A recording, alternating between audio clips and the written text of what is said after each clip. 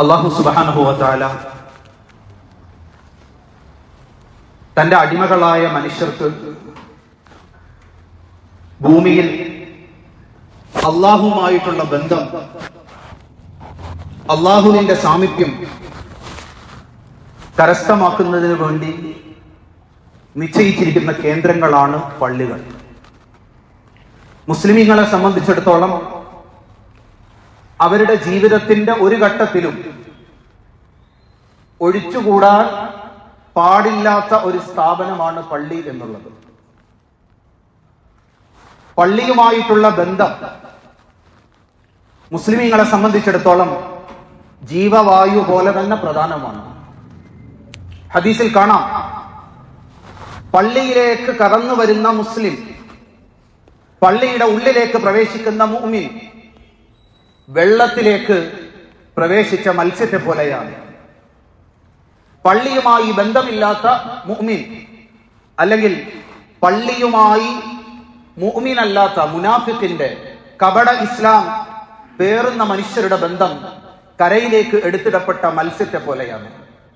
അതിങ്ങനെ പിടച്ചുകൊണ്ടിരിക്കും, കുതറിക്കൊണ്ടിരിക്കും, തെന്നി മാറിക്കൊണ്ടിരിക്കും, എങ്ങനെങ്കിലും കരയിൽ നിന്ന് വെള്ളത്തിലേക്ക് വീഴുന്നതിനു വേണ്ടി. ഈ ഹദീസിലൂടെ നബി സല്ലല്ലാഹു അലൈഹി വസല്ലമ തങ്ങൾ നമ്മളെ പഠിപ്പിക്കുന്നത്, മത്സ്യത്തിന് വെള്ളം എങ്ങനെയാണോ അങ്ങനെയാണ് ഒരു മുഅ്മിനായ മനുഷ്യന് പള്ളിയുമായിട്ടുള്ള ബന്ധം. പള്ളിയുമായിട്ടുള്ള ഒരു മുസ്ലിമിന്റെ ബന്ധം നഷ്ടപ്പെട്ടു പോയാൽ കരയിലേക്ക് എടുത്തിടപ്പെട്ട മത്സ്യത്തെ പോലെ അവന്റെ മനസ്സും ശരീരവും ഒക്കെ വല്ലാതെ പിടയ്ക്കും, വല്ലാതെ വെപ്രാളപ്പെടും. കാരണം നമ്മളെല്ലാവരും ഈ ഭൂമിയിലേക്ക് നിയോഗിക്കപ്പെട്ടത് അള്ളാഹുവിന്റെ തൃപ്തി കരസ്ഥമാക്കുന്നതിന് വേണ്ടി, ഈ ലോകത്തൊരു ജീവിതം ജീവിച്ച് അള്ളാഹുവിന്റെ മുമ്പിൽ കാഴ്ചവെക്കുന്നതിന് വേണ്ടിയാണ്. അള്ളാഹുവിനെ എങ്ങനെ അവന്റെ തൃപ്തി കരസ്ഥമാക്കാൻ സാധിക്കും? പരിശുദ്ധ ഖുർആനിൽ അല്ലാഹു തആല അള്ളാഹുവിനെ നമ്മളുടെ മുമ്പിൽ പരിചയപ്പെടുത്തുന്നുണ്ട്. അല്ലാഹു നൂറുസ് സമാവാതി വൽ അർദ് മസലു നൂരിഹി കമിഷ്കാത്തിൻ ഫീഹാ മിസ്ബാഹ് المصباح في زجاجة الزجاجة كأنها كوكب ددي يوقد من شجرة مباركة زيتونة لا شرقية ولا غربية يكاد زيتها يضيء ولو لم تمسسه نار نور على نور. അല്ലാഹു തആല ആകാശഭൂമികളെ തീയില്ലെങ്കിലും എണ്ണയില്ലെങ്കിലും പ്രകാശിക്കുന്ന പ്രകാശം പോലെ ആണ് അല്ലാഹു തആല എന്ന് അല്ലാഹുവിനെ കുറിച്ച് പരിചയപ്പെടുത്തുന്നു. ഇതൊക്കെ പറഞ്ഞതിന് ശേഷം അല്ലാഹു, എവിടെയാണ് അല്ലാഹു, എവിടെ നിന്ന് നിങ്ങൾക്ക് അല്ലാഹുവിന്റെ പ്രകാശം, ഹിദായത്ത് നിങ്ങൾക്ക് ലഭിക്കും എന്ന് പറയാൻ അല്ലാഹു തആല തുടങ്ങുന്നു. ഫീ ബുയൂത്തിൻ അദിനല്ലാഹു അൻ തുർഫഅ. ഭൂമിയിൽ ചില ഭവനങ്ങളുണ്ട്, ഭൂമിയിൽ ചില കെട്ടിടങ്ങളുണ്ട്. അദിനല്ലാഹു അൻ തുർഫഅ, അതിനെ ആദരിക്കാൻ, അതിനെ ബഹുമാനിക്കാൻ, അതിനെ സേവിക്കാൻ, അതിൽ മര്യാദ കാണിക്കാൻ അല്ലാഹു തആല കൽപ്പിച്ചിരിക്കുന്നു. വയുദ്കറ ഫീഹാ ഇസ്മുഹു, അവിടെ അല്ലാഹുവിന്റെ നാമങ്ങൾ സ്മരിക്കപ്പെടും. അവിടെ ബാങ്ക് വിളിക്കുന്ന സമയത്ത് നമസ്കാരം നിലനിർത്തും, നടത്തപ്പെടും. യുസബ്ബിഹു ലഹു ഫീഹാ ബിൽ ഗുദുവ്വി വൽ ആസാൽ, പ്രത്യേകിച്ച് പ്രഭാതത്തിലും വൈകുന്നേരത്തിലുമുള്ള സുബഹിയുടെയും മഗ്രിബിന്റെയും പ്രാർത്ഥന ജമാഅത്തായിട്ട് നടത്തപ്പെടുന്ന പള്ളികളായ അല്ലാഹുവിന്റെ ഭവനങ്ങളാണ് നിങ്ങൾക്ക് ഹിദായത്തും അല്ലാഹുവിന്റെ പ്രകാശവും ലഭിക്കുന്നതിന് വേണ്ടി അല്ലാഹു ഭൂമിയിൽ നിശ്ചയിച്ചിരിക്കുന്ന സ്ഥലം. റിജാലുൻ ലാ തുൽഹീഹിം തിജാറത്തുൻ വലാ ബൈഉൻ അൻ ദിക്രില്ലാഹി വഇഖാമിസ് സ്വലാത്തി വഈതാഇസ് സകാത്ത്. ആ പള്ളികളിലേക്ക് വരുന്ന ചില പുരുഷന്മാർ, ചില മനുഷ്യരുണ്ട്. അവർ ആ പള്ളികളിലേക്ക് സ്ഥിരമായി വരുന്നവർ, അതിനെ ആദരിക്കുന്നവർ, അതുമായി ബന്ധം നിലനിർത്തുന്ന ആളുകൾ. ലാ തുൽഹീഹിം തിജാറത്തുൻ വലാ ബൈഉൻ അൻ ദിക്രില്ലാഹ്, അവരുടെ കച്ചവടവും ഉദ്യോഗവും ഒന്നും തന്റെ രക്ഷിതാവായ അല്ലാഹുവിന്റെ മുമ്പിൽ വന്ന് അവനെ സ്മരിക്കുന്നതിന് അവർക്ക് തടസ്സമാവുകയില്ല. യഖാഫൂന യൗമൻ തതഖല്ലബു ഫീഹിൽ ഖുലൂബു വൽ അബ്സാർ, അവർ ആദരവോടുകൂടി നിശ്ചയിക്കപ്പെട്ട സമയങ്ങളിൽ നിശ്ചയിക്കപ്പെട്ട അല്ലാഹുവിന്റെ വീടുകളിലേക്ക് വരുന്നതിന്റെ ഉദ്ദേശം എന്തെന്നറിയുമോ? അവരുടെ മനസ്സിൽ ഭയമുണ്ട്. ഹൃദയങ്ങളും കണ്ണുകളും ഭയത്തിന്റെ പേരിൽ മുകളിലേക്ക് കലങ്ങിപ്പോകുന്ന അവസ്ഥയിൽ അല്ലാഹുവിന്റെ മുമ്പിൽ നിൽക്കേണ്ടി വരുന്ന ഖിയാമത്തിനെ കുറിച്ച്, മഹ്ശറയെ കുറിച്ചുള്ള ചിന്തയുള്ളത് കൊണ്ടാണ് അവർ ആദരവോടുകൂടി പള്ളിയിലേക്ക് വരുന്നത് എന്ന് അല്ലാഹു പറഞ്ഞു വെക്കുകയാണ്. അല്ലാഹു സുബ്ഹാനഹു വ തആല മുസ്ലിമീങ്ങളെ സംബന്ധിച്ചിടത്തോളം പള്ളി അവരുടെ ജീവിതത്തിൽ അവർക്ക് നിർബന്ധമായും പള്ളിയുമായി ബന്ധമുണ്ടായിരിക്കണമെന്ന് പലതരത്തിൽ നമ്മളോട് പറയുന്നു. നാളെ ആഖിറത്തിൽ അല്ലാഹു തആല പ്രത്യേകം ആദരിക്കുന്ന ഒരു വിഭാഗം മനുഷ്യരെ കുറിച്ച് പറഞ്ഞു, വഖൽബുഹു മുഅല്ലഖുൻ ബിൽ മസാജിദ്, അവന്റെ ഹൃദയം പള്ളിയുമായി ബന്ധപ്പെട്ടതായിരിക്കും. അവൻ പള്ളിയിൽ സ്ഥിരമായി വരുന്ന ആളുകൾ പെട്ടെന്നൊരു ദിവസം കാണാതായാൽ അള്ളാഹുവിന്റെ മലക്കുകൾ അവരെ അന്വേഷിച്ച് അവരുടെ വീടുകളിലേക്ക് വരുമെന്ന് നബി തങ്ങൾ സല്ലല്ലാഹു അലൈഹി വസല്ലമ തങ്ങൾ പറയുന്നു. പള്ളിയിലേക്ക് സ്ഥിരമായി വരുന്ന, പള്ളിയുമായി ബന്ധപ്പെടുന്ന മനുഷ്യൻ രോഗിയായി കിടന്നുപോയാൽ അള്ളാഹുവിന്റെ മലക്കുകൾ അവന്റെ വീടുകളിലേക്ക് വരും. അവന് വേണ്ടി മലക്കുകൾ അള്ളാഹുവിനോട് പ്രാർത്ഥിക്കും. അവന്റെ വിഷയം അള്ളാഹുവിന്റെ മുമ്പിൽ മലക്കുകൾ ചെന്ന് അവതരിപ്പിക്കും. അള്ളാഹു അറിയാഞ്ഞിട്ടല്ല, മറിച്ച് അങ്ങനെ പള്ളിയുമായി ബന്ധപ്പെട്ട് നിൽക്കുന്ന മനുഷ്യരോടുള്ള ആദരവിന്റെ ഭാഗമായി അള്ളാഹുവിന്റെ റസൂൽ സല്ലല്ലാഹു അലൈഹി വസല്ലമ തങ്ങൾ പറഞ്ഞതാണ്. സ്ഥിരമായി പള്ളിയുമായി ബന്ധപ്പെട്ട് പള്ളിയിലെ കുറ്റികൾ എന്ന് അറിയപ്പെടുന്ന, അല്ലെങ്കിൽ ഹദീസിൽ അങ്ങനെ പ്രയോഗം നടത്തിയ ആളുകൾ മരിക്കുന്ന സമയത്ത് ഭൂമിയിൽ അള്ളാഹുവിന് ഏറ്റവും ഇഷ്ടപ്പെട്ട സ്ഥലമായ പള്ളിയിലെ അവൻ സ്ഥിരമായി നമസ്കരിക്കാൻ വേണ്ടി ഇരുന്നിരുന്ന സ്ഥലം തേങ്ങുമെന്ന് മഹാന്മാര് നമ്മളെ പഠിപ്പിക്കുന്നു. നബി തങ്ങൾ സല്ലല്ലാഹു അലൈഹി വസല്ലമ തങ്ങൾ ഒരിക്കൽ ജിബ്രീൽ അലൈഹിസ്സലാമിനോട് ചോദിച്ചു, ഞാൻ നിങ്ങളോട് ഒരു ചോദ്യം ചോദിക്കാം, അള്ളാഹുവിന്റെ ഭൂമിയിൽ ഏറ്റവും ഇഷ്ടപ്പെട്ടതും ഏറ്റവും വെറുക്കപ്പെട്ടതുമായ സ്ഥലം ഏതാണ്? ജിബ്രീൽ അലൈഹിസ്സലാം, ലക്ഷക്കണക്കിന് പ്രവാചകന്മാർക്ക് ദൈവിക സന്ദേശം കൊണ്ടു കൊടുത്ത ജിബ്രീൽ അലൈഹിസ്സലാം നേരെ അള്ളാഹുവിന്റെ അടുക്കലേക്ക് തിരിച്ചുപോയി ചോദിച്ചിട്ട് വന്നിട്ട് പറയുന്നു, നബിയെ, അള്ളാഹു അറിയിച്ചു, അഹബ്ബുൽ ബിലാദി ഇലല്ലാഹി മസാജിദുഹാ, അള്ളാഹുവിന് ഭൂമിയിൽ ഏറ്റവും ഇഷ്ടപ്പെട്ട സ്ഥലം അള്ളാഹുവിന് വേണ്ടി വഖഫ് ചെയ്ത പള്ളികളാണ്.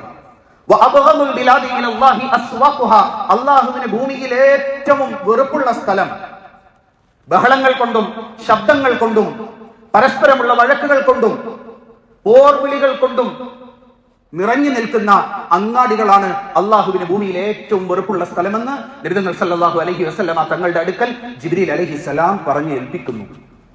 വേറെ ഹദീസിൽ കാണാം, ആരെങ്കിലും ആരെങ്കിലും അള്ളാഹുവിന് വേണ്ടി ഒരു ഭവനം പണിഞ്ഞാൽ നാളെ അള്ളാഹു തആല അതിന് പകരമായി സ്വർഗത്തിൽ അള്ളാഹു തആല അവന് അതേപോലത്തെ ഒരു ഭവനം നിർമ്മിച്ചു കൊടുക്കും. മുസ്ലിമീങ്ങളെ സംബന്ധിച്ചിടത്തോളം എത്ര പ്രധാനപ്പെട്ടതാണ് പള്ളികൾ. അള്ളാഹു തആല ലോകത്തെ ആദ്യത്തെ പ്രവാചകൻ ആദം അലൈഹിസ്സലാമിനെ ഭൂമിയിലേക്ക് അയക്കുന്നതിന് മുമ്പ് തന്നെ അള്ളാഹു തആല അള്ളാഹുവിന്റെ ഭൂമിയിൽ ആദ്യത്തെ ഭവനമായ കഅബ ഇവിടെ നിർമ്മിച്ചു.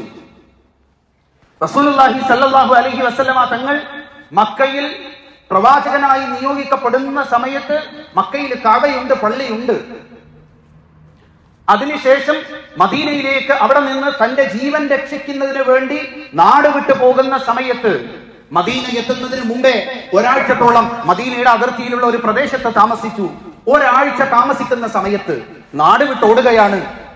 പുറകെ അവര് വരുമോ, ശത്രുക്കൾ വരുമോ, തന്നെ കൊല്ലുന്നതിന് വേണ്ടി എല്ലാ സ്ഥലത്തും ഇനാം പ്രഖ്യാപിച്ചിരിക്കുന്നു. ആ പേടിയുടെയും ഭയത്തിന്റെയും ഒക്കെ സാഹചര്യത്തിലും മദീനയുടെ അതിർത്തി കടക്കുന്നതിന് മുമ്പ് ഒരാഴ്ച വെളിയിൽ താമസിക്കേണ്ട വന്നപ്പോ ആ ഒരാഴ്ചയും ഒരു മുസ്ലിമിന് പള്ളിയുമായി ബന്ധപ്പെടാതെ ജീവിക്കാൻ സാധിക്കുകയില്ല എന്ന് പഠിപ്പിക്കുന്നതിന് വേണ്ടി അവിടെയും ഒരു പള്ളി നിർമ്മിച്ചു. നമ്മൾ ഇന്ന് പോയാൽ കാണാം മസ്ജിദ് ഖുബ. മസ്ജിദ് ഖുബ എന്ന് പറഞ്ഞ മദീനയുടെ അതിർത്തിയിൽ ഒരു പള്ളിയുണ്ട്. ഹജ്ജിനും ഉംറയ്ക്കും ഒക്കെ പോകുന്ന ആളുകൾ അവിടെ പോകാറുണ്ട്. ആ പള്ളി ഒരാഴ്ച മദീനയുടെ അതിർത്തിയിൽ താമസിച്ചപ്പോ ഒരാഴ്ച വീട്ടിൽ നമസ്കരിച്ചാ പോരെ എന്ന് നമുക്ക് ചോദിക്കാം. പക്ഷെ ഒരു മുസ്ലിമിന് പള്ളിയുമായിട്ടുള്ള ബന്ധം അത്രമേൽ പ്രധാനമാണ് എന്ന് കാണിക്കുന്നതിന് വേണ്ടിയാണ്. അതിനുശേഷം മദീനയിലേക്ക് വരുന്നു. കയ്യിൽ യാതൊരു സമ്പത്തുമില്ല, ഒന്നുമില്ലാതെ സകലതും ഉപേക്ഷിച്ച് മക്കയിൽ നിന്ന് നാട് വിട്ടു വന്ന മനുഷ്യരാണ്. അള്ളാഹുവിന്റെ റസൂൽ സല്ലല്ലാഹു അലൈഹി വസല്ലമ തങ്ങളും സഹാബാക്കളിൽ അധിക ആളുകളും തങ്ങൾക്ക് സ്വന്തമായി ഒരു വീട് നിർമ്മിക്കുന്നതിന് മുമ്പേ മദീനയിൽ നമ്മൾ ഇനി കാണുന്ന മസ്ജിദുൽ നബവി നിർമ്മിച്ചു. അതിനുവേണ്ടി പട്ടിണിക്കാരായി, നാടോടികളായി, നാട് വിട്ട് അഭയാർത്ഥികളായി ഓടി വന്ന മനുഷ്യർ അവരുടെ കയ്യിൽ ബാക്കിയുണ്ടായിരുന്ന സകലതും ചെലവഴിച്ച് മദീനയിൽ ഒരു പള്ളി നിർമ്മിച്ചതിനും കാലങ്ങൾക്ക് ശേഷമാണ് മുഹമ്മദ് റസൂലുള്ളാഹി സല്ലല്ലാഹു അലൈഹി വസല്ലമ തങ്ങൾ താമസിക്കാൻ സ്വന്തമായ ഒരു വീട് നിർമ്മിക്കുന്നത്. അത്രമേൽ മുസ്ലിമീങ്ങൾക്ക് പ്രധാനമാണ് പള്ളി എന്നുള്ളത്. വഖൽബുഹു മുഅല്ലഖുൻ ബിൽ മസാജിദ്, അവന്റെ ഹൃദയം പള്ളിയുമായി ബന്ധപ്പെട്ടിരിക്കുന്നതാണ് എന്ന് പറഞ്ഞാൽ നമ്മളുടെ വീട്ടിൽ എത്ര കാര്യങ്ങൾ നമ്മൾ ശ്രദ്ധിക്കാറുണ്ട്. എത്ര വൃത്തിയായി ആ വീട്ടിലെ മൂത്രപ്പുരയിൽ ഇടുന്ന ടൈൽസിന്റെ വില പോലും നമ്മളൊന്നും പള്ളിയുടെ പല കാര്യങ്ങൾക്കും പലപ്പോഴും നൽകാറില്ല. മഹാന്മാരായ ഇമാമിങ്ങള് പള്ളിയുമായി ബന്ധപ്പെട്ട സഹാബാക്കളിൽ നിന്ന് അവർ മനസ്സിലാക്കിയ കാര്യങ്ങൾ എഴുതുന്ന കൂട്ടത്തിൽ എഴുതുന്നുണ്ട്, ഒരു മനുഷ്യൻ ജീവിതത്തിൽ അവന്റെ മനസ്സിനും ശരീരത്തിനും പള്ളിയുമായി ഒരു ബന്ധവുമില്ലാതെ ജീവിക്കുന്ന മനുഷ്യനെ സംബന്ധിച്ചിടത്തോളം അവന്റെ അന്ത്യം മോശമായി പോകാൻ സാധ്യത കൂടുതലാണ്. ഇങ്ങനെ അല്ലാഹു തആല സ്വന്തം ഭവനമെന്ന് നമ്മളെ പഠിപ്പിച്ച പള്ളി, സ്വന്തം വീട് എന്ന് പറഞ്ഞു കഴിഞ്ഞാൽ അള്ളാഹുവിനെ വീട്ടിൽ പോയാൽ കാണാൻ പറ്റും, അല്ലെങ്കിൽ അള്ളാഹു ഇരിക്കുന്ന സ്ഥലമെന്ന അർത്ഥത്തിലല്ല. മറിച്ച് നമ്മളുടെ വീട്ടിലേക്ക് ആവശ്യവുമായി വരുന്ന മനുഷ്യരെ നമ്മൾ പ്രത്യേകം പരിഗണിക്കും. വഴിയിൽ നിന്ന് ചോദിച്ചാൽ കൊടുക്കാത്തത് പലപ്പോഴും നമ്മളുടെ വീട്ടിലേക്ക് വരുന്നവർക്ക് നമ്മൾ കൊടുക്കും. അല്ലാഹു തആല നമ്മളുടെ വീട്ടിലേക്ക് നമ്മൾ അടുപ്പിക്കുന്നത് നമ്മളുമായി നല്ല അടുപ്പമുള്ള ആളുകളെ ആയിരിക്കും, വലിയ അടുപ്പമുള്ള ആളുകളായിരിക്കും വീട്ടിൽ വരുന്ന ആളുകൾ. അല്ലാഹു തആല അങ്ങനെ മനുഷ്യൻ അള്ളാഹുവിലേക്ക് അടുക്കുന്നതിന് വേണ്ടി പള്ളികളെ അല്ലാഹു തആല നിശ്ചയിച്ചു. അതിന്റെ ഉടമസ്ഥൻ അള്ളാഹുവാണ് എന്ന് പറഞ്ഞു. പള്ളി അള്ളാഹുവിന്റെ ഭവനമാണ് എന്ന് പഠിപ്പിച്ചു. താബിഈങ്ങളെ കാണാം, അവർ പറയുന്നുണ്ട്, അദ്റക്തു 70 മിൻ അസ്ഹാബി മുഹമ്മദിൻ സല്ലല്ലാഹു അലൈഹി വസല്ലം, അള്ളാഹുവിന്റെ റസൂലിന്റെ 70-ലധികം സഹാബാക്കളെ ഞാൻ കണ്ടിട്ടുണ്ട്. അവരെല്ലാവരും അള്ളാഹുവിന്റെ വീട്ടിൽ പോകുന്നത് പോലെ തന്നെ പള്ളിയെ ആദരിച്ചിരുന്നു. നമ്മൾ ഏറ്റവും ആദരിക്കുന്ന ഒരു മനുഷ്യന്റെ വീട്ടിലേക്ക് നമ്മൾ പോയി കഴിഞ്ഞാൽ എത്ര ആദരവോടെ, എത്ര വൃത്തിയോടെ, എത്ര സൂക്ഷ്മതയോടെ, എത്ര ബഹുമാനത്തോടെ നമ്മൾ നിൽക്കും. ആയിഷ റളിയല്ലാഹു അൻഹ പറയുന്നുണ്ട്, അള്ളാഹുവിന്റെ റസൂൽ എല്ലാവരോടും കൽപ്പിച്ചു അവരവര് താമസിക്കുന്ന സ്ഥലങ്ങളിൽ പള്ളികൾ നിർമ്മിക്കാനും ആ പള്ളികളെ വൃത്തിയായി ഭംഗിയായി സൂക്ഷിക്കുന്നതിനും അള്ളാഹുവിന്റെ റസൂൽ സല്ലല്ലാഹു അലൈഹി വസല്ലമ തങ്ങൾ സഹാബാക്കളെ നിർദ്ദേശിച്ചു വിടുമായിരുന്നു. ഒരു നാട്ടിൽ താമസിക്കുന്ന മുഴുവൻ ആളുകളുടെയും ഉത്തരവാദിത്തമാണ്, ബാധ്യതയാണ് ദീനിന്റെ, ഹിദായത്തിന്റെ, ഈമാനിന്റെ കേന്ദ്രമായ അള്ളാഹുവിനെ ലഭിക്കുമെന്ന് അല്ലാഹു തആല പറഞ്ഞ പള്ളികൾ സ്ഥാപിക്കലും അത് അള്ളാഹുവിന്റെ ഭവനമാണ് എന്ന ആദരവോടുകൂടി തന്നെ അതിനെ കൈകാര്യം ചെയ്യലും അതിനെ സൂക്ഷിക്കലും. അവിടെ പാലിക്കേണ്ട മര്യാദകളും വിശദമായി ഹദീസുകളിൽ കാണാം. നമ്മളൊക്കെ പള്ളിയിൽ വരാറുണ്ട്. അല്ലാഹു തആല പള്ളിയെ കുറിച്ച് പറയുമ്പോൾ ആദ്യം പറയുന്ന വാക്ക് ഫീ ബുയൂത്തിൻ, ചില പള്ളികളാണ് നിങ്ങൾക്ക് രക്ഷയുടെ മാർഗം.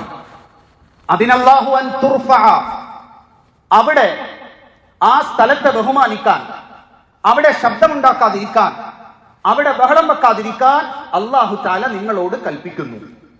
ഇത് ആദ്യം ഒരു വാണിംഗ് സിഗ്നലായിട്ട് എഴുതി വെച്ചിട്ടാണ് പിന്നെ പള്ളിയിൽ വരാനും നിസ്കരിക്കാനും പറയുന്നത്. നമ്മൾ ഈ ചില സ്ഥലങ്ങളിലൊക്കെ, ചില ഈ റൈഡുകളിലൊക്കെ കയറുന്ന സമയത്ത്, ഈ പാർക്കിലൊക്കെ പോയി അവിടെ വാണിംഗ് സിഗ്നലായിട്ട് എഴുതി വെക്കും. ഹൈ പ്രഷർ ഉള്ളവർ കയറാൻ പാടില്ല, ഗർഭിണികൾ കയറാൻ പാടില്ല, ഇത്ര വയസ്സ് കഴിഞ്ഞവര് ചില അതിൽ കയറാൻ പാടില്ല, വിമാനത്തിൽ യാത്ര ചെയ്യുമ്പോഴും ചില അസുഖങ്ങളുള്ള ആളുകൾ കയറാൻ പാടില്ല എന്ന് പ്രത്യേക വാണിംഗ് വെക്കും. ആ വാണിംഗ് വെക്കുന്നത് അങ്ങനത്തെ ആളുകൾ ഇതിൽ കയറിയാൽ കയറാതിരിക്കുന്നതിനേക്കാൾ അപകടമാണ് എന്ന് അറിയിക്കുന്നതിന് വേണ്ടിയാണ് വാണിംഗ് ബോർഡുകൾ, സൈനുകൾ ചില സ്ഥലങ്ങളിൽ നമ്മൾ സ്ഥാപിക്കുന്നത്. അല്ലാഹു തആല നമ്മളെ എല്ലാവരെയും പള്ളിയിലേക്ക് വിളിക്കുന്നു. നമ്മളുടെ സാമൂഹിക വ്യവസ്ഥിതിയിൽ ഏറ്റവും കുറഞ്ഞവൻ മോശക്കാരനായി കണക്കാക്കുന്ന മനുഷ്യനെയാണെങ്കിലും അവനെയും അല്ലാഹു പള്ളിയിലേക്ക് വിളിക്കുന്നു. പക്ഷെ വിളിക്കുന്നതിന് മുമ്പ് സകലരുടെയും മുമ്പിൽ, സൗദി രാജാവ് മുതൽ ഏറ്റവും താഴെ തട്ടിലുള്ള പൗരനെന്ന് മനുഷ്യരെ കണക്കാക്കുന്ന മനുഷ്യന്റെയും മുമ്പിൽ അല്ലാഹു തആല ഒറ്റ വാചകം പറഞ്ഞിട്ടാണ് പള്ളിയിലേക്ക് വിളിക്കുന്നത്. ഫീ ബുയൂത്തിൻ അതിനല്ലാഹു അൻ തുർഫഅ, ബഹളം വെക്കാൻ, സംസാരിക്കാൻ, ഒറ്റയുണ്ടാക്കാൻ, പ്രശ്നമുണ്ടാക്കാൻ, വഴക്കിടാൻ, തമ്മിലടിക്കാൻ ഇതിന്റെ ഉള്ളിൽ പറ്റുകയില്ല. അതിന് സാധിക്കുന്നവർക്ക് മാത്രം ഉള്ളിലേക്ക് കയറാം. അല്ലാത്തവർ കയറിയാൽ നിങ്ങൾക്ക് എന്ത് കിട്ടുമോ അതിനേക്കാൾ നാശമായിരിക്കും, നഷ്ടമായിരിക്കും നിങ്ങൾക്ക് ഈ സ്വഭാവത്തോടുകൂടി ഉള്ളിലേക്ക് കയറിയാൽ. കാരണം ഇത് അള്ളാഹുവിന്റെ വീടാണ്. ഈ വീട്ടിലേക്ക് വരുമ്പോ, പള്ളിയിലേക്ക് കയറുമ്പോ നബി തങ്ങൾ പഠിപ്പിച്ചു, അല്ലാഹുമ്മ ഇന്നി അസ്അലുക മിൻ ഫളിക്, അല്ലാഹുവേ നിന്റെ ഔദാര്യം ചോദിച്ചിട്ട് ഞാൻ ഇതാ ഉള്ളിലേക്ക് കയറുന്നു. ദാനം വാങ്ങാൻ വന്നവൻ, ഭിക്ഷയെടുക്കാൻ വന്നവൻ, അള്ളാഹുവിന്റെ മുമ്പിൽ യാചിച്ച് തന്റെ ഇഹലോക പരലോക വിജയങ്ങൾ ദാനമായി വാങ്ങുന്നതിന് വേണ്ടി കൈനീട്ടാൻ വന്നവൻ, യാചകൻ ആരുടെ മുമ്പിലാണോ യാചിക്കാൻ വന്നത് അയാളുടെ വീട്ടിൽ വന്ന് എന്ത് ന്യായത്തിന്റെ പേരിലാണെങ്കിലും ബഹളം വെക്കുകയോ ഒച്ചയുണ്ടാക്കി സംസാരിക്കുകയോ പ്രശ്നമുണ്ടാക്കുകയോ ചെയ്തു കഴിഞ്ഞാൽ എന്തായിരിക്കും ആ യാചകനോട് യാചന കൊടുക്കാൻ നിൽക്കുന്ന മുതലാളിയുടെ സമീപനം? അതിനല്ലാഹു അൻ തുർഫഅ, ചില വീടുകളാണ് ഭൂമിയിൽ ഹിദായത്തിന്റെ കേന്ദ്രങ്ങൾ. ആ വീട്ടിലേക്ക് കയറുന്ന സമയത്ത് വാണിംഗ് സിഗ്നലായി ഒന്നാമതായി അല്ലാഹു പറയുന്നു, ഇതിന്റെ ഉള്ളിൽ ഒച്ച വെക്കാൻ, ബഹളം വെക്കാൻ, സംസാരിക്കാൻ ഇത് അല്ലാഹുവിന്റെ വീടാണ് എന്ന് മറന്നുപോയി അതിന്റെ മാന്യതയില്ലാത്ത വർത്തമാനങ്ങൾ പറയാൻ നിങ്ങൾക്കൊരാൾക്കും അനുവാദമില്ല. അത് സമ്മതിക്കുന്നവൻ മാത്രം ഉള്ളിലേക്ക് കയറുക. നമ്മൾ ആലോചിക്കണം, നമ്മൾ ഇന്ന് അള്ളാഹുവിന്റെ വീടായി സഹാബാക്കൾ കണ്ടിരുന്ന, നമ്മൾ എത്ര വലിയ ആളുകളുടെ മുമ്പിലാണെങ്കിലും വീട്ടിലാണെങ്കിലും സ്ഥാപനങ്ങളിലാണെങ്കിലും ഓഫീസുകളിലാണെങ്കിലും പോയി ബഹളം വെക്കുകയില്ല. ബഹളം വെച്ചാൽ പിന്നെ പറയണ്ട. മാന്യതയില്ലാത്ത സംസാരം സംസാരിച്ചാൽ എത്ര വലിയ ആളാണെന്ന് പറഞ്ഞാലും സ്വന്തം വീട്ടിൽ ആണ് നമ്മളെങ്കിൽ, സ്വന്തം ഓഫീസിലാണെങ്കിൽ കടക്ക് പുറത്ത് എന്ന് തന്നെ പറയും. ആ കടക്ക് പുറത്ത് എന്ന് അള്ളാഹു എന്നെങ്കിലും എന്നോടും നിങ്ങളോടും പള്ളിയുടെ ഉള്ളിലെ നമ്മളുടെ സമീപനത്തിന്റെ പേരിൽ പറഞ്ഞു പോയാൽ ആ പറച്ചിൽ പിന്നെ ഒരിക്കലും തിരിച്ച് രക്ഷപ്പെടാൻ പറ്റാത്ത ആഴക്കയത്തിലേക്ക് മുങ്ങുന്നത് പോലെ ആയിരിക്കും അള്ളാഹുവിന്റെ അങ്ങനത്തെ പറച്ചിലെന്ന് നമ്മൾ മനസ്സിലാക്കണം. ഒന്നെങ്കിൽ നീ പള്ളിയിലേക്ക് വരണ്ട, വരാത്തതിന്റെ പ്രശ്നം മാത്രം അനുഭവിച്ചാൽ മതി, അതിന്റെ അടി മാത്രം കൊണ്ടാ മതി. അതല്ല, നീ വന്നിവിടെ പ്രശ്നം ഉണ്ടാക്കുകയാണെങ്കിൽ പിന്നെ നിന്റെ കാര്യം എനിക്ക് നേരെ പറയാൻ സാധിക്കുകയില്ല എന്ന തരത്തിൽ അല്ലാഹു തആല നമ്മളോട് പറഞ്ഞു വെച്ചിട്ടാണ് നാം ഓരോരുത്തരെയും പള്ളിയിലേക്ക് വിളിക്കുന്നത്. അള്ളാഹുവിന്റെ റസൂൽ സല്ലല്ലാഹു അലൈഹി വസല്ലമ തങ്ങളുടെ കാലത്ത് സഹാബാക്കൾ പള്ളിയുടെ ഉള്ളിൽ എന്ത് ന്യായത്തിന്റെ പേരിലാണെങ്കിലും അവരുടെ ശബ്ദം ഉയരുമായിരുന്നില്ല. കാരണം ഇത് അള്ളാഹുവിന്റെ വീടാണ്. ഒരു പ്രായമായ ബദവിയായ ഗ്രാമീണനായ ഒരു അറബി ഒരിക്കലും പള്ളിയിൽ വന്ന് മൂത്രമൊഴിച്ചു. അറിയില്ലായിരുന്നു അയാൾക്ക്. അങ്ങനത്തെ ആദിവാസി എന്ന് നമ്മൾ പറയുന്നതിനേക്കാൾ അപരിഷ്കൃതരായ അറേബ്യൻ നാട്ടിലെ ബദവികൾ, അവരിൽ ഒരാൾ പള്ളിയിൽ മൂത്രമൊഴിക്കുമ്പോ ഈമാനിന്റെ പേരിൽ അള്ളാഹുവിന്റെ വീട്ടിലാണോ ഇത് ചെയ്യുന്നത് എന്ന ധാർമ്മികമായ ചോദ്യത്തിന്റെ പേരിൽ സഹാബാക്കൾ അവർക്ക് നേരെ പാഞ്ഞടിച്ചു. പള്ളിയുടെ മഹത്വം അറിയുന്ന അള്ളാഹുവിന്റെ റസൂൽ പറഞ്ഞു, ലാ തുജ്രിമു, വിരട്ടരുത് നിങ്ങൾ, അദ്ദേഹത്തെ വിടുക. മൂത്രമൊഴിച്ച് പകുതിയായി എന്താണെങ്കിലും ഇടയ്ക്ക് വെച്ച് വിരട്ടിയാൽ അസുഖം വരും. ലാ തുജ്രിമു, പള്ളിയുടെ ഉള്ളിൽ നിന്ന് പള്ളിയിൽ മൂത്രമൊഴിച്ചതിന് വേണ്ടി നിങ്ങൾ അദ്ദേഹത്തോട് ബഹളം വെച്ച് സംസാരിക്കരുത്. നിങ്ങളുടെ ഉള്ളിൽ പള്ളിയോടുള്ള മഹത്വവും ബഹുമാനവുമാണെങ്കിൽ ഹരീഖു അലൈഹി സിജ്ലം മിനൽ മാ, ഒരു തൊട്ടി വെള്ളം കൊണ്ടുവന്നത് കഴുകി വൃത്തിയാക്കുക. എന്നിട്ട് വെളിയിൽ വിളിച്ചു കൊണ്ടുപോയി പറയണം, ഇത് അള്ളാഹുവിന്റെ വീടാണ്, ഇതിവിടെ ചെയ്യരുത്. നമ്മുടെ പള്ളിയിലൊക്കെ ആണെങ്കിൽ പിന്നെ ജീവിതത്തിൽ ഒരിക്കലും മൂത്രമൊഴിക്കില്ല.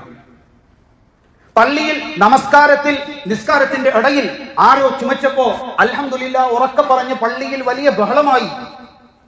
ആ സഹാബി, ആ അറാബിയായ മനുഷ്യൻ പറയുന്നുണ്ട്, സഹാബാക്കളിൽ പലരും അവര് കൈകൊണ്ട് ഇങ്ങനെ അടിച്ചു മിണ്ടാതിരിക്കുക എന്ന് കാണിക്കാൻ. ഞാൻ നമസ്കാരത്തിന്റെ ഇടയിൽ കണ്ണിങ്ങനെ കൊണ്ട് നോക്കുന്നുണ്ട്. സലാം വീട്ടുമ്പോ അവരെല്ലാവരും കണ്ണ് ഉരുട്ടി എന്നെ നോക്കി പേടിപ്പിച്ചു കൊണ്ടിരിക്കുകയാണ്. ഇതൊന്ന് കഴിയട്ടെ, നിനക്ക് കാണിച്ചു തരാമെന്ന ചിന്തയിൽ നമസ്കാരത്തിന്റെ ഇടയിൽ ഒച്ചയുണ്ടാക്കി അറിയാതെ. പക്ഷേ സഹാബാക്കളുടെ ആ കൂട്ടത്തിന്റെ ഇടയിൽ നിന്ന് ഞാനൊരു മുഖം കണ്ടു. അത് അള്ളാഹുവിന്റെ റസൂലിന്റേതായിരുന്നു. എന്നെ അടുത്തേക്ക് വിളിച്ചു. എന്നെ വരട്ടാൻ, പള്ളിയിൽ ബഹളം വെച്ചതിന് എന്നെ ചോദ്യം ചെയ്യാൻ കാത്തുനിന്ന സഹാബാക്കളുടെ മുമ്പിൽ എന്റെ തോളിൽ തട്ടിക്കൊണ്ട് അള്ളാഹുവിന്റെ റസൂൽ പറഞ്ഞു, ഇന്ന ഹാദിഹി സലാത്തുൻ ലാ യസ്ലിഹു ഫീഹി ശൈഉൻ മിൻ കലാമിൻ നാസ്, ഇത് പള്ളിയാണ്, ഇത് നമസ്കാരമാണ്, ഇവിടെ ആവശ്യമില്ലാത്ത ഒന്നും സംസാരിക്കരുത്, ബഹളം വെക്കരുത്. ആ സഹാബി, ആ അറാബിയായ മനുഷ്യൻ പറയുന്നുണ്ട്, വല്ലാഹി മാ റഅയ്തു മുഅല്ലിമൻ ഖൈറൻ മിൻ മുഹമ്മദിൻ സല്ലല്ലാഹു അലൈഹി വസല്ലമ വഅഹ്സന മിൻഹു ബഅദഹു വഖബ്ലഹു. മുഹമ്മദ് സല്ലല്ലാഹു അലൈഹി വസല്ലമ തങ്ങൾ അന്ന് പള്ളിയിൽ ബഹളം വെച്ചതിന് എന്നെ വഴക്ക് പറയാൻ നിന്ന സഹാബാക്കളുടെ ഇടയിൽ നിന്ന് എന്നെ വിളിച്ചു കൊണ്ടുപോയി മാന്യമായി കാര്യം പറഞ്ഞു തന്ന ആ മുഹമ്മദ് റസൂലുള്ളയേക്കാൾ അതിനു മുമ്പും ശേഷവും എന്റെ ജീവിതത്തിൽ മികച്ച ഒരു അധ്യാപകനെ ഞാൻ കണ്ടിട്ടില്ല.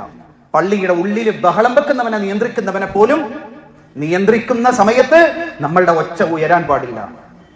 സഹാബാക്കൾ, താബിഈങ്ങൾ, അവരുടെ സംഭവങ്ങൾ കാണാം, അവരുടെ നിലപാടുകൾ കാണാം. പള്ളിയുടെ ഉള്ളിൽ പ്രസംഗിക്കുമ്പോൾ, ദീനിയായ കാര്യങ്ങൾ പറയുമ്പോൾ പോലും ശബ്ദം ഉയർത്താൻ പേടിയായിരുന്നു. ഈ രൂപത്തിൽ ആദരിക്കപ്പെടേണ്ട സ്ഥലമാണ് പള്ളി. നബി സല്ലല്ലാഹു അലൈഹി വസല്ലമ തങ്ങള് കുറെ കാര്യങ്ങളെ വിലക്കി പള്ളിയിൽ. അന്നത്തെ കാലത്തൊക്കെ വേട്ടക്കാരായിരുന്നു, അമ്പുമായിട്ടാണ് പള്ളിയിൽ വരുന്നത്. എപ്പോഴും അവരുടെ കയ്യിൽ അമ്പും വില്ലും ഒക്കെ കാണും. ജീവിതത്തിന്റെ സാഹചര്യം അങ്ങനെ ആയതിന്റെ പേരിൽ നബിതങ്ങൾ പറഞ്ഞു, നിങ്ങൾ പള്ളിയിലേക്ക് വരുമ്പോൾ വില്ലുകൾ കൊണ്ടുവരരുത്. ആരെങ്കിലും യാത്രക്കാരനായി പള്ളിയിൽ ഇറങ്ങേണ്ടി വന്നു, അവന്റെ കയ്യിൽ വില്ലുണ്ടെങ്കിൽ പള്ളിയിൽ നിന്ന് തിരിച്ചിറങ്ങുന്നത് വരെ അതിന്റെ കൂർത്ത ഭാഗം മുറുകെ തന്നെ പിടിച്ചുകൊള്ളണം കൈകൊണ്ട്. കാരണം വരുന്ന ആർക്കെങ്കിലും ഉപദ്രവം ഉണ്ടായാൽ അള്ളാഹുവിന്റെ അതിഥിയായി വീട്ടിലേക്ക് വരുന്നവനെ ഉപദ്രവിക്കുന്നവനെ പോലെയാണ്. അതുകൊണ്ട് ആരെങ്കിലും അബദ്ധത്തിൽ അമ്പും വില്ലുമായി വന്നാൽ അവരതിന്റെ കൂർത്ത ഭാഗം മുറുക്കി പിടിച്ചു തന്നെ നിൽക്കുമായിരുന്നു. ഇന്ന് അമ്പിനേക്കാൾ കൂർത്ത കൊണ്ട് മുറിഞ്ഞാൽ ഒരു വാക്സിൻ എടുത്താലും മാറാത്ത അത്ര മൂർച്ചയും നീളവുമുള്ള നാക്കുമായിട്ടാണ് നമ്മളിൽ പലരും പള്ളിയിലേക്ക് വരുന്നത്. ആ നാവ് കൊണ്ട് അള്ളാഹുവിന്റെ അതിഥികളായി പള്ളിയിലേക്ക് വന്ന ആരുടെയെങ്കിലും മനസ്സിനെ മുറിവേൽപ്പിക്കാൻ നമ്മളുടെ ആയുധമായ നാക്ക് കാരണമായിട്ടുണ്ടെങ്കിൽ അള്ളാഹുവിന്റെ മുമ്പിൽ നമ്മൾ എന്ത് സമാധാനം പറയും? ജന്നിബു സിബിയാനക്കും വമജാദീനക്കും മസാജിദക്കും, നിങ്ങളുടെ കൂട്ടത്തിൽ വകതിരിവില്ലാത്ത കുട്ടികളെയും ഭ്രാന്തന്മാരെയും പള്ളിയിൽ കൊണ്ടുവരരുത്. കാരണം അവര് പള്ളിയുടെ മഹത്വം മനസ്സിലാക്കാതെ പള്ളിയുടെ ഉള്ളിൽ ഒച്ച വെക്കും. ഒച്ച വെക്കാതിരിക്കുന്നതിന് വേണ്ടിയാണ് ഭ്രാന്തന്മാരെയും കുട്ടികളെയും കൊണ്ടുവരരുത് എന്ന് നിബിധങ്ങൾ പറഞ്ഞത്. നമ്മൾ ഇവരെ രണ്ടുപേരെയും മാറ്റി നിർത്തും, എന്നിട്ട് ഭ്രാന്തില്ലാത്ത നമ്മൾ ഭ്രാന്തന്മാരെക്കാൾ പലപ്പോഴും ഒച്ച വെക്കും. ഇങ്ങനെ തുടങ്ങി അള്ളാഹുവിന്റെ റസൂൽ സല്ലല്ലാഹു അലൈഹി വസല്ലമ തങ്ങൾ അള്ളാഹുവിന്റെ വീട് പോലെ കണ്ട് ആദരിക്കാൻ നമ്മളോട് പറഞ്ഞിട്ടുള്ള സ്ഥാപനമാണ് പള്ളി. നമുക്കിതുമായി എപ്പോഴും ഒരു ബന്ധമുണ്ടായിരിക്കണം. പള്ളിയുടെ അടുക്കൽ കൂടെ പള്ളിയിൽ കയറാതെ നടന്നു പോകുന്ന ആളുകളെ അള്ളാഹുവിന്റെ മലക്കുകൾ ശപിക്കുമെന്ന് ഹദീസിൽ കാണാം. സാധാരണ നമ്മളൊക്കെ ചിലപ്പോ പള്ളിയുടെ അടുത്ത് താമസിക്കും, ജോലി ചെയ്യും, പലതും ചെയ്യാറുണ്ട്. സാധാരണ ഒരു കഥ പറയാറുണ്ട്. ഒരു നാട്ടിൽ ഒരു അറബി അധ്യാപകൻ ഉണ്ടായിരുന്നു. അദ്ദേഹവും ഒരു അമുസ്ലിമായ ഒരു അധ്യാപകനും ഇവർ ഉച്ചയ്ക്ക് ഭക്ഷണം കഴിക്കാൻ പോകുന്ന വഴിയിൽ സമീപത്തൊരു പള്ളി ഉണ്ടായിരുന്നു. അവിടെ കയറി മൂത്രമൊഴിച്ചിട്ടാണ് ഈ മുസ്ലിം അധ്യാപകൻ കൂടെ പോകുന്നത്. അങ്ങനെ ഈ അധ്യാപകൻ സ്ഥലം മാറി വേറൊരു അധ്യാപകൻ വന്നു. ഇവർ രണ്ടുപേരും കൂടെ പതിവ് പോലെ ഉച്ചയ്ക്ക് കഴിക്കാൻ ഇറങ്ങിയപ്പോ സാധാരണ മൂത്രമൊഴിക്കുന്ന പള്ളിയുടെ സ്ഥലത്തെത്തിയപ്പോ പുതിയ അധ്യാപകൻ പറഞ്ഞു, ഞാനൊന്ന് നിസ്കരിച്ചിട്ട് വരാം. അങ്ങനെ ഇദ്ദേഹം പോയി നിസ്കരിച്ചിട്ട് വന്നു. അപ്പൊ ഈ അമുസ്ലിം അധ്യാപകൻ ചോദിച്ചു, നിങ്ങൾ എന്ത് പണിയാ കാണിച്ചത്? നിങ്ങളുടെ മതം ഇത്ര വൃത്തികേടാണോ? ഇയാൾക്ക് കാര്യം മനസ്സിലായില്ല. നിങ്ങൾക്ക് മുമ്പ് ഇവിടെ ഉണ്ടായിരുന്ന സാറ് മൂത്രം ഒഴിച്ചിരുന്ന സ്ഥലമാണിത്, അവിടെയാണോ നിങ്ങൾ നിസ്കരിക്കുന്നത് എന്ന്. ഈ സാധു മുസ്ലിമിന്റെ പണി കണ്ട് മനസ്സിലാക്കിയിരുന്നത് പള്ളി എന്ന് പറഞ്ഞാല് ദിവസവും അവിടെ മൂത്രപ്പുരയുള്ളത് കൊണ്ട് മൂത്രമൊഴിക്കുന്നതിന് വേണ്ടി മാത്രമുള്ള സ്ഥലമാണ് എന്നാണ്. ഇങ്ങനെയാണ് ഇന്ന് പല കാര്യങ്ങളെയും നമ്മൾ ദീനിൽ പ്രധാനപ്പെട്ട പല കാര്യങ്ങളെയും മൂത്രപ്പുര പോലെ ആക്കിയത് കൊണ്ടാണ് അമുസ്ലിമീങ്ങളായ ആളുകൾ പലരും തെറ്റിദ്ധരിക്കുന്നത്. ഇങ്ങനെ ജീവിതത്തിൽ ഒരിക്കലും അള്ളാഹുവിന്റെ പള്ളിയിൽ കയറിയിട്ടില്ലാത്തവർ, മൂത്രപ്പുര മാത്രമാക്കിയവർ, വഴക്കിടാനും അടിയിടാനും കമ്മറ്റി കൂടാനും പ്രശ്നമുണ്ടാക്കാനുമുള്ള സ്ഥലമായി മാത്രം കണ്ടു നിൽക്കുന്ന ആളുകൾ നാളെ അള്ളാഹുവിന്റെ മുമ്പിലേക്ക് ചെന്ന് നിൽക്കുന്ന സമയത്ത് എന്ത് സമാധാനം പറയും? മഹാനായ ഉമർ ബിൻ ഖത്താബ് റളിയല്ലാഹു അൻഹു, ഇസ്ലാമിന്റെ ഏറ്റവും സുവർണമായ ഭരണകാലത്തിന്റെ നായകനായിരുന്ന ഉമർ ബിൻ ഖത്താബ് റളിയല്ലാഹു അൻഹുവിന്റെ കാലഘട്ടത്തിൽ മദീന പള്ളിയുടെ മുമ്പിൽ എണ്ണം പോലും കൃത്യമായി എഴുതി രേഖപ്പെടുത്താൻ പറ്റാത്ത അത്രയും സ്വർണത്തിന്റെ ആഭരണങ്ങളും നാണയങ്ങളും ഒക്കെ മുസ്ലിം ഭരണകൂടത്തിന്റെ ഖജനാവിന്റെ സമ്പത്തായി കൊണ്ടുവന്ന് കൂട്ടിയിട്ടു. വില കൂടിയ പട്ടിന്റെ വസ്ത്രങ്ങൾ കൊണ്ട് വിയർപ്പ് സഹാബാക്കൾ തുടച്ചിരുന്ന സമ്പന്നതയുടെ കാലഘട്ടത്തിലും മഹാനായ ഉമർ ബിൻ ഖത്താബ് റളിയല്ലാഹു തആല അൻഹു, ലോകത്തിന്റെ 60% വരുന്ന ഭൂപ്രദേശത്തിന്റെ ഭരണാധികാരിയായിരുന്ന ഉമർ ബിൻ ഖത്താബ് റളിയല്ലാഹു അൻഹു, അദ്ദേഹത്തിന്റെ ജീവിതത്തിൽ മരിക്കുന്നത് വരെ താൻ അറിയപ്പെടാൻ ആഗ്രഹിച്ചിരുന്ന ഒരു അഡ്രസ് ഉണ്ടായിരുന്നു. എല്ലാ ദിവസവും അല്ലെങ്കിൽ ആഴ്ചയിൽ ഒരു ദിവസമെങ്കിലും എല്ലാവരും പോയി കഴിയുമ്പോൾ തന്റെ കുപ്പായം മദീന പള്ളിയുടെ വെളിയിലെ ഈന്തപ്പന മരത്തിൽ ഊരി തൂക്കിയിട്ടതിനു ശേഷം ഒരു ചൂലുമായി അള്ളാഹുവിന്റെ റസൂലിന്റെ പള്ളിയിലേക്ക് കയറിയിട്ട് ആ പള്ളി വൃത്തിയാക്കുമായിരുന്നു. ഈ സാമ്രാജ്യത്തിന്റെയും ഭരണകൂടത്തിന്റെയും ഒക്കെ ഭരണാധികാരി എന്ന് അറിയപ്പെടുന്നതിനേക്കാൾ നല്ലത് നാളെ അള്ളാഹുവിന്റെ കോടതിയിൽ ചെന്ന് നിൽക്കുന്ന സമയത്ത്, അള്ളാഹുവേ, നിന്റെ ഭവനത്തിന്റെ സേവകനായിരുന്നു ഈ ഉമർ എന്ന പേരിൽ ഉമർ അറിയപ്പെടാനാണ് ഞാൻ ആഗ്രഹിക്കുന്നത് എന്ന ചിന്തയോടുകൂടി സ്വന്തമായി ഒരു രാജ്യത്തിന്റെ ഒരുപാട് രാജ്യങ്ങളുടെ ഭരണാധികാരി ആയിരിക്കുമ്പോഴും ചൂലുമായി പള്ളി വൃത്തിയാക്കാൻ ഇറങ്ങിയിരുന്ന മഹാനായ ഉമർ ബിൻ ഖത്താബ് റളിയല്ലാഹു അൻഹുവിനെ കാണാം. ഇപ്പോഴും ഈ സൗദി ഭരണാധികാരികളൊക്കെ ഹാദിമുൽ ഹറമൈനി ശരീഫൈൻ എന്നാണ് ഉപയോഗിക്കുന്നത്. രാജാവെന്നതിന് പകരം അള്ളാഹുവിന്റെ 2 ഹറമുകളായ മക്കയുടെയും മദീനയുടെയും പള്ളിയുടെ സേവകന്മാർ. അങ്ങനെ സേവകന്മാരായി കഴിഞ്ഞുകൂടാനാണ് നമ്മളെ അല്ലാഹു തആല നിശ്ചയിച്ചിരിക്കുന്നത്. അല്ലാതെ പള്ളി കമ്മിറ്റിക്കാരാണെങ്കിൽ പോലും പള്ളിയുടെ ഭരണാധികാരികളല്ല. അല്ലാഹു തആല ഖുലില്ലാഹുമ്മ മാലികൽ മുൽക്ക്, നബിയെ പറഞ്ഞു കൊടുക്കണം, അല്ലാഹുവാണ് അധികാരികളുടെ അധികാരി. അല്ലാഹു അധികാരം ചിലർക്ക് നൽകും, ചിലരിൽ നിന്ന് പിടിച്ചു മേടിക്കും. ഇതൊക്കെ ചെയ്യുന്നത് അല്ലാഹുവാണ്. അതുകൊണ്ട് മാലിക്കുൽ മുൽക്ക്, ഷെഹിൻഷാ എന്ന അർത്ഥം വരുന്ന പേര് പോലും നിങ്ങൾ ഉപയോഗിക്കരുത് എന്ന് അല്ലാഹുവിന്റെ റസൂൽ പറഞ്ഞു. ഇന്ന് പല സ്ഥലങ്ങളിലും പള്ളി സേവിക്കാൻ വേണ്ടി കമ്മിറ്റി എടുക്കും, പക്ഷെ ഭരണാധികാരികളുടെ ഭരണാധികാരി എന്ന് അള്ളാഹു പറയുന്നു. എന്നിട്ട് അല്ലാഹു തആല തന്റെ ഭവനമാണ് വീടെന്ന് പറയുന്നു. ആ വീട് ഭരിക്കാൻ നമ്മൾ കുറെ ആളുകൾ അതിനുവേണ്ടി കോട്ടും തയ്ച്ച് നിൽക്കുന്നു. പള്ളിയുടെ ഉള്ളിൽ ഒറ്റ രാഷ്ട്രീയം മാത്രമേ ഉള്ളൂ. നമ്മളുടെ സകല ശത്രുതയും സകല രാഷ്ട്രീയവും അതിന്റെ വെളിയിലുള്ള സകല കാര്യങ്ങളും മാറ്റിവെച്ചതിന് ശേഷം മാത്രം ഇവിടെ എഴുതി വെച്ചിട്ടുണ്ട് അന്നൽ മസാജിദ ലില്ലാഹ്. ഒറ്റ രാഷ്ട്രീയമേ പള്ളിയിലുള്ളൂ. ഇതിന്റെ പൂർണ്ണ ഉടമസ്ഥൻ, പൂർണ്ണ അവകാശി അള്ളാഹു മാത്രമാണ്. അതുകൊണ്ട് പള്ളിയുടെ ഉള്ളിലേക്ക് വരുന്നവനെ നിങ്ങളുടെ ഒരു നോട്ടം കൊണ്ട് പോലും, നിങ്ങളുടെ അധികാരത്തിന്റെ ചൊവ വരുന്ന ഒരു നോട്ടം കൊണ്ട് പോലും പള്ളിയുടെ ഉള്ളിലേക്ക് വരുന്ന ഒരു മനുഷ്യനെയും ഉപദ്രവിക്കാനും ബുദ്ധിമുട്ടിക്കാനും നിങ്ങൾക്ക് അവകാശവും അനുവാദവും ഇല്ല എന്ന് പറയുന്ന ഒറ്റ രാഷ്ട്രീയം മാത്രമേ പള്ളിയുടെ ഉള്ളിലുള്ളൂ. ഇന്ന് നമ്മൾ വടക്കോട്ടൊക്കെ പോയി കഴിഞ്ഞാല് പല രാഷ്ട്രീയ പാർട്ടികളായിട്ട് നിന്നുകൊണ്ട് വെള്ളിയാഴ്ചകളിൽ പള്ളിയിൽ അടിയാണ്. പള്ളിയുടെ ഉള്ളിൽ അടി നടക്കുന്ന കാഴ്ച നബിതങ്ങൾ പറഞ്ഞു, 15 കാര്യങ്ങൾ എണ്ണി പറഞ്ഞിട്ട് പറഞ്ഞു, ഈ 15 നടന്നാൽ ആകാശത്തിൽ നിന്ന് തീമഴ പെയ്യുന്നതിനെ, തീക്കാറ്റ് വീഴ്ചുന്നതിനെ, ഭൂമി കുലുക്കത്തിൽ നിങ്ങളെ എല്ലാവരെയും ഭൂമിയിലേക്ക് ആഴ്ത്തിക്കളയുന്നതിനെ, നിങ്ങളുടെ സകല സംവിധാനങ്ങളെയും തകിടം മറിച്ച് കളയുന്ന തരത്തിൽ ഈ പ്രകൃതി ശോഭിക്കുന്നതിനെ നിങ്ങൾ കാത്തിരിക്കുക. തസ്ബീഹയുടെ മാല പൊട്ടി 1 മണിക്ക് പിറകെ അടുത്ത മണി വരുന്നത് പോലെ ഇങ്ങനത്തെ അപകടങ്ങൾ നിങ്ങൾക്ക് വരും. ആ 15-ൽ ഒന്ന് മസാജിദ്, ഇത് അള്ളാഹുവിന്റെ വീടാണെന്ന ബോധ്യമില്ലാതെ തന്നെ അതിൽ ബഹളം വെക്കുക എന്നുള്ളതാണ്.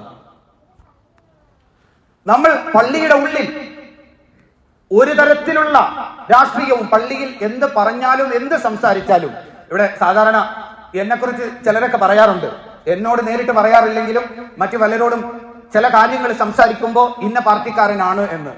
അത് കൂടുതലും വെളിയിൽ നിന്ന് വരുന്ന ജമാഅത്തുകാരാണ് ഈ പാവ മോദിൻ ഉസ്താന്റെ അടുത്ത് പറഞ്ഞിട്ടാ പോകുന്നത്.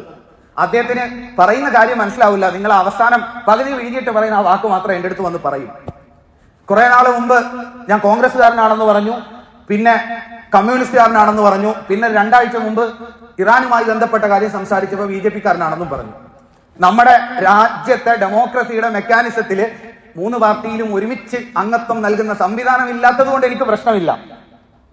അങ്ങനെ ഒരു രാഷ്ട്രീയവും പള്ളിയുടെ ഉള്ളിൽ, പൊതുവെ മുസ്ലിം സമുദായം അങ്ങനെ രാഷ്ട്രീയ കാര്യങ്ങൾ മതവുമായി കൂട്ടിക്കലർത്താറില്ല. പക്ഷെ നമുക്ക് ചിലപ്പോൾ ചില കാര്യങ്ങൾ പറയേണ്ടി വരും. അത് രാഷ്ട്രീയക്കാര് രാഷ്ട്രീയം പറയുന്നതിന് പകരം മതം പറയുന്നത് കൊണ്ടാണ്. മതത്തിന്റെ കാര്യങ്ങളാണ് ഇപ്പം പലപ്പോഴും ചർച്ചയാകുന്നത്. പക്ഷെ അതൊന്നും നമ്മൾ സംസാരിക്കാറില്ല. ഈ ചർച്ച മീഡിയകള് കൊഴുപ്പ് കൂട്ടി അവതരിപ്പിക്കും. എന്നിട്ട് മതത്തിന്റെ ഔദ്യോഗിക കാര്യങ്ങൾ പറയാൻ, സമൂഹത്തോട് പറയാൻ വേണ്ടി ഫസൽ കപൂറിനെയും MN കാരശ്ശേരിയും ഒക്കെ കൊണ്ടുവന്നിരുത്തും. ഇവിടെ ഇസ്ലാമിക പണ്ഡിതന്മാര് 15ഉം 20ഉം കൊല്ലം പഠിച്ചിട്ടും മറുപടി പറയാൻ ആലോചിക്കുന്ന വിഷയങ്ങള് വൈകുന്നേരത്തെ ചാനൽ ചർച്ചയിൽ വന്നിരുന്നിട്ട് പറയും. നബിതങ്ങൾ ഖിയാമത്തിനെ കുറിച്ച് പറഞ്ഞു, റുവൈബിളത്ത് സംസാരിക്കും. സഹാബാക്കൾ ചോദിച്ചു, നബിയെ അതെന്താണ്? അർഹതയില്ലാത്തവനൊക്കെ കയറി അഭിപ്രായം പറയും. അങ്ങനെ പറയുന്ന ഒരു സാഹചര്യം നിലവിൽ വരുമ്പോ പിന്നെ മതത്തിന്റെ ഭാഗം ചില സന്ദർഭങ്ങളിൽ നമുക്ക് പറയേണ്ടി വരും. ആ സമയത്ത് ചിലപ്പോ ചില രാഷ്ട്രീയം പറയേണ്ടി വരും, ചില രാഷ്ട്രീയ നിലപാടുകൾ പറയേണ്ടി വരും. കാരണം ഇല്ലെങ്കിൽ പള്ളികൾ എന്നുള്ളത് മുസ്ലിം സമുദായത്തിന്റെ നിലപാടുകൾ, വിശ്വാസങ്ങൾ, ആചാരങ്ങൾ ആ സമുദായത്തിന് പഠിപ്പിച്ചു കൊടുക്കാനുള്ള കേന്ദ്രങ്ങളാണ്. പലപ്പോഴും നമ്മൾ മനസ്സിലാക്കി വെച്ചിരിക്കുന്ന കാര്യങ്ങൾ ചിലപ്പോ ഞാൻ പറയുന്നതിനോട് എതിരായിരിക്കും.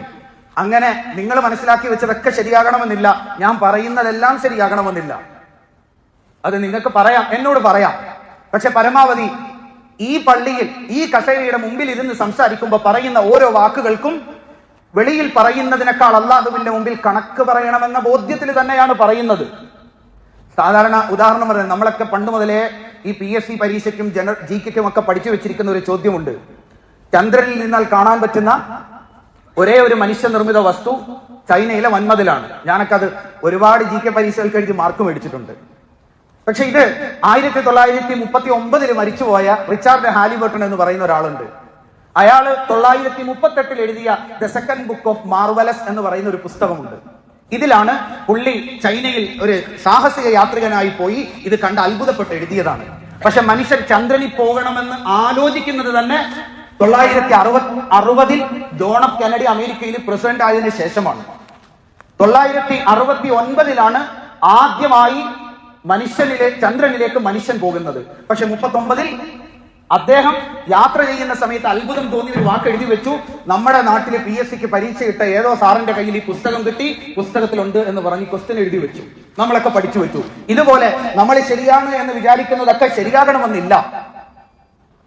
അതുകൊണ്ട് പറയുന്ന കാര്യങ്ങളിൽ എന്തെങ്കിലും അങ്ങനത്തെ തെറ്റുകളുണ്ടെങ്കിൽ നിങ്ങൾക്ക് എന്നോട് പറയാം, എനിക്കത് തിരുത്തുന്നതിന് യാതൊരു പ്രശ്നവുമില്ല. പക്ഷെ രാഷ്ട്രീയം അങ്ങനെ ഏതെങ്കിലും ഒരു രാഷ്ട്രീയ പാർട്ടികൾക്ക് ഞാൻ എന്റെ തലച്ചോറ് തൽക്കാലം കൊണ്ടുവന്ന് പണയം വെച്ചിട്ടില്ല. പള്ളിയിൽ നമ്മൾ ചില കാര്യങ്ങൾ പറയുമ്പോൾ അത് ദീനുമായി ബന്ധപ്പെട്ട കാര്യങ്ങളായിരിക്കും. പൊതുവെ ഇന്ന് വലിയ തരത്തിൽ മുസ്ലിം വിരുദ്ധതയും വിദ്വേഷവും ഒക്കെ രാഷ്ട്രീയ മൈലേജിന് വേണ്ടി പറയുകയും അതിനെ നിസ്സംഗമായി നമ്മളുടെ സർക്കാരും സംവിധാനങ്ങളും ഒക്കെ നോക്കി നിൽക്കുകയും ചെയ്യുന്ന ഒരു കാഴ്ചയാണ് കേരളത്തിൽ പോലും നമ്മൾ കണ്ടുകൊണ്ടിരിക്കുന്നത്. നെഹ്റു ഇന്ത്യ ഇന്ന് ഇന്ത്യയായി നിലനിൽക്കാൻ കാരണക്കാരനായ, പട്ടിണി രാജ്യമായിരുന്ന, കലാപ കലുഷിതമായിരുന്ന, ബ്രിട്ടീഷുകാർ കൊള്ളയടിച്ച് നശിപ്പിച്ചു കൊണ്ടുപോയ ഒരു രാജ്യത്തെ ഇങ്ങനെ നിലനിർത്തുന്നതിന് വേണ്ടി തന്റെ ജീവൻ മാറ്റിവെച്ച നെഹ്റുവിനെ കുറിച്ച് പച്ചയായ വർഗീയതകളും വിവരക്കേടുകളും കേരളത്തിൽ പ്രസംഗിച്ചിട്ട് ആഴ്ചകളായി. ഒരു പ്രശ്നവുമില്ലാതെ നടക്കുന്നു. എന്നിട്ട് നെഹ്റു മുസ്ലിമാണ് എന്നും പറഞ്ഞു വെച്ചു. ഇനി ഗാന്ധി കൂടെയുള്ളൂ, കുറച്ചുകൂടെ എളുപ്പം ഗാന്ധിയായിരുന്നു. കാരണം ഈ ഹജ്ജിന് പോകുന്ന സമയത്ത് ഇടുന്ന ഇഹ്റാമിന്റെ വസ്ത്രം, അതുപോലത്തെ വസ്ത്രമാണ് ഗാന്ധി ഇട്ടിരിക്കുന്നത്. ഇനി ഗാന്ധിയെ കൂടെ പറയാനുള്ളൂ, ഹജ്ജിന് പോകുന്ന ഹാജിമാരിടുന്ന അതേ ഡ്രസ്സാണ് ഗാന്ധിയും ഇടുന്നത്, അതുകൊണ്ട് ഗാന്ധിയും കൂടെ മുസ്ലിമാണെന്ന് പറഞ്ഞാൽ ഇവിടെ മുസ്ലിം സംഘടനകളിൽ നേതാക്കന്മാരെ കൊണ്ട് തട്ടി നടക്കാൻ വയ്യ. പല സംഘടനകളുടെയും പരിപാടികൾ നടന്നാൽ പന്തലിനേക്കാൾ കസേര സ്റ്റേജിലിടേണ്ട അവസ്ഥയാണ്. ഇത്തരത്തിൽ രാഷ്ട്രീയ മൈലേജിന് വേണ്ടി മതകാര്യങ്ങൾ പറയുന്നത് കൊണ്ടാണ് ചിലപ്പോൾ നമുക്കിത് പറയേണ്ടി വരുന്നത്. അല്ലാതെ പള്ളിയുടെ ഉള്ളിൽ ഒറ്റ രാഷ്ട്രീയം, അന്നൽ മസാജിദ ലില്ലാ, പള്ളി അള്ളാഹുവിന്റെ ഭവനമാണ്. ബാക്കി ഇൻഷാ അല്ലാഹ് അടുത്ത ആഴ്ചയിൽ പറയാം. അള്ളാഹു സുബ്ഹാനഹു വ തആല പള്ളികളെ ആദരിക്കാനും ആ പള്ളിക്ക് വേണ്ടി ജീവിച്ചു മരിക്കാനും നാളെ നമ്മൾ മരിച്ചതിന് ശേഷവും ഈ പള്ളിയുടെ നന്മകൾ നമുക്ക് ലഭിക്കുന്ന തരത്തിൽ അള്ളാഹു തആല നാം ഓരോരുത്തരെയും സ്വീകരിക്കുമാറാകട്ടെ.